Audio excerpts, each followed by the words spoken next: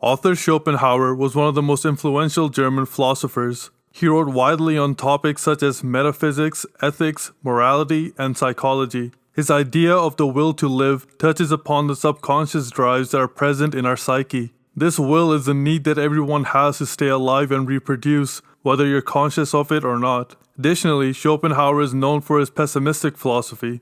The pessimistic view can turn some people off. No one really wants to hear about how horrible and depressing life can be. People are aware of such facts through their own existence, and they rather escape this than be reminded of it. However, by truly understanding the pessimistic approach, you can gain a new perspective on life, on your own behavior, and how to interact with others. Schopenhauer said, "Every individual is embodied will, and the nature of will is to strive to live. Will is will to live." This means that fundamentally every individual is an ego, whose interest in staying alive overrides every other, including of course the life interest of every other individual. The outcome is universal conflict. The suffering engendered by this conflict is a normal and inescapable condition of life, and happiness means merely the diminution of suffering, i.e., happiness is negative. It was Schopenhauer's belief that we're only really aware of the negative, the little place where the shoe pinches, as he says, which means that your whole body might be in great physical condition and everything is good, but your mind is focused on the little annoyance you feel in your foot. The positive things are just like a stream that isn't obstructed,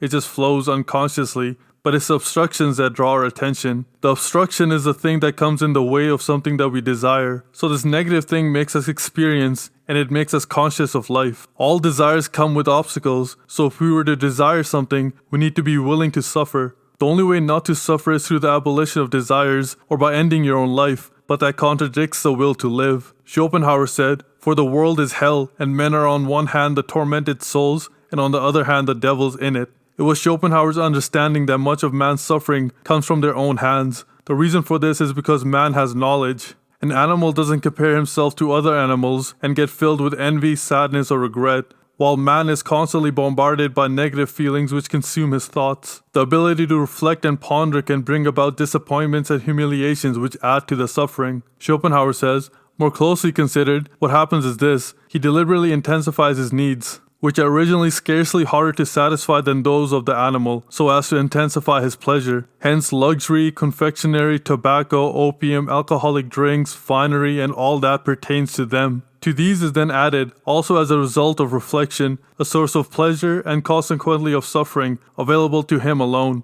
and one which preoccupies him beyond all measure, indeed more than all the other rest put together. The more we want, the more we desire, the more things we find pleasure from, the greater our troubles get, because when we don't get these things, it brings about pain and suffering. Much of this is added baggage, things that we don't necessarily need in order to survive, but because we have to occupy time, to escape reality, to get out of our own head, we cling on to such things. In reality, the basic needs are easy to fulfill, but such fulfillment doesn't provide the individual with pleasure and happiness. This is because we have the habit of dwelling on things that we don't have, or some future trouble that isn't real. In this manner, misfortune becomes a general rule, as Schopenhauer believed. However, in the pessimism, in the suffering, in the misfortune, there is an optimistic outlook. By accepting life as Schopenhauer saw it, we can also see what our fellow man is. He is you.